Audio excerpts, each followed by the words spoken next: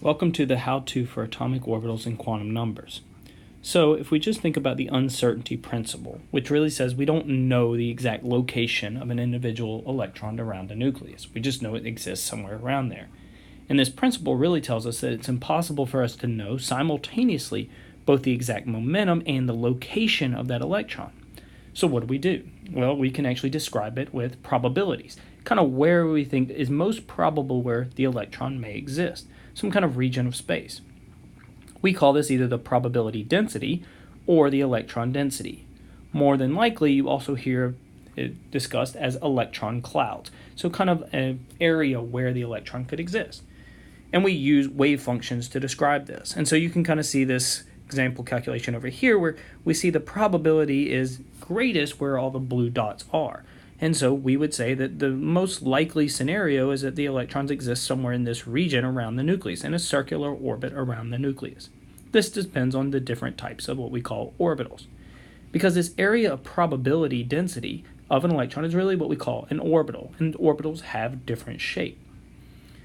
But understand that most atoms have many orbitals. Each orbital has a characteristic shape and an energy. Each is described by some kind of wave function. But probably the most important thing is the last thing listed on this slide, which really just says that one orbital can hold a maximum of 2 electrons. We're going to come back to that often, so keep that in mind. So whenever we talk about an orbital, we say it describes a spatial distribution of electron density. And an orbital can be described by a set of quantum numbers, where an electron, a specific electron, is kind of said, okay, it exists in this orbital in this region. It's really an address. It's basically a house address of where the electron exists in the atom. So we use a set of 4 quantum numbers to describe exactly where this electron exists. The first one is what we call the principal quantum number, and it's abbreviated with this letter N. The second one is the angular momentum quantum number, and we abbreviate that with the letter L. We have the magnetic quantum number, which is abbreviated with an M with a subscript L. And we have the spin magnetic quantum number, which is an M with a subscript S. Understand that N, can have any positive integral number, which really just means that N can be any number, such as N equals 1, N equals 2, N equals 3, etc. We have L, which can be any number from 0 to N minus 1. Meaning that L can be 0, because N minus 1 for N equals 1 would be 1 minus 1 would be 0. It could be 1, it could be 2, it could be 3. That's really the highest that you'd see in this class. M sub L can be any value from minus L to positive L, and that includes 0, which means that we could have any number from maybe minus 3 to minus 2 to minus 1 to 0, plus 1, plus 2, and plus 3. These are all just values that could be associated with the quantum numbers. M sub S could either be plus 1/2 or minus 1/2.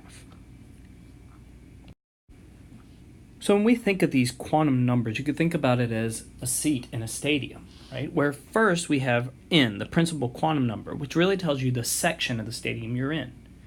L, the angular momentum quantum number, tells you the row number that you're in.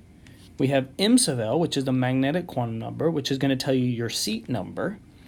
And then I like to think of M sub S, the spin magnetic quantum number, as either you're standing up or you're sitting down. Those are the 2 options in that seat. Okay, well, what did we know about the angular momentum quantum number? Well, it has this table here, where if we have a value of L of 0, it tells us that we have an s orbital. A value of 1 means we have a p orbital. A value of 2 means we have a d orbital. And a value of 3 means we have an f orbital. So if we think about the atom and we say, okay, well, in the atom we have our nucleus, which is here in the center.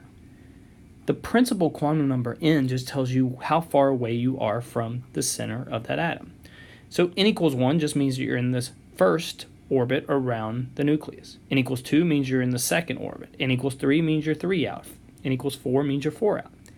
And so now we're going to talk about within N equals 1, what are the possible types of orbitals that exist within the N equals 1 subshell? n equals 1 is going to set us up for determining what our values of L are possible, what our values of m sub L are possible, and m sub S. And we get a set of quantum numbers for that. Back for a second. So now we're saying, well, now we're looking at this second orbital, or second electron shell. So what exists in the n equals 2 electron shell? So in that case, if we think of n equals 1, and we were trying to figure out what possible values of L, m sub L, and m sub S we have. If n equals 1, L could be anything from 0 to n minus 1. Well, that really is only 0. M sub L can be any values from plus L to minus L, but all we have is 0 for L, which means m sub L can only be 0 as well. That means m sub S can either be plus 1/2 or it could be minus 1/2. So what does this value really tell us? What do these quantum numbers tell us? Well, what it says is it's trying to give us some idea of the location of that electron. First, n equals 1 is just telling us the principal quantum number. It tells us which electron shell we exist in. The value of L is going to tell us what type of orbital we have. And if you think about the different types of orbitals, there's s orbitals, p orbitals, d orbitals, or f orbitals. And so really this is telling us that L equals 0, which means that that means that we have an s orbital. M sub L just means how many different types of orbitals are there. Well, s orbitals, there's only one type of s orbital. And in that case, it just means that we have one type of that. The m sub S, which is plus 1/2 or minus 1/2, says that each orbital holds a maximum of 2 electrons. So in the s orbital, which we only have one type, that one type can either have a plus 1/2 electron or minus 1/2. It holds only 2 electrons. So when we think about n equals 2, again, we could do the exact same calculation where we use what rules we know about the principal quantum numbers. So if n equals 2, L could either be 0, but it could also be 1 because L is any value from 0 to n minus 1. Well, 2 minus 1 is 1. M sub L can be any number from minus L to plus L, which if we think about if L is equal to 1, that means we could be minus 1 to 0 to plus 1. And if L was equal to 0, the only option there is 0. Lastly, we have m sub S, which is equal to plus 1/2 or minus 1/2.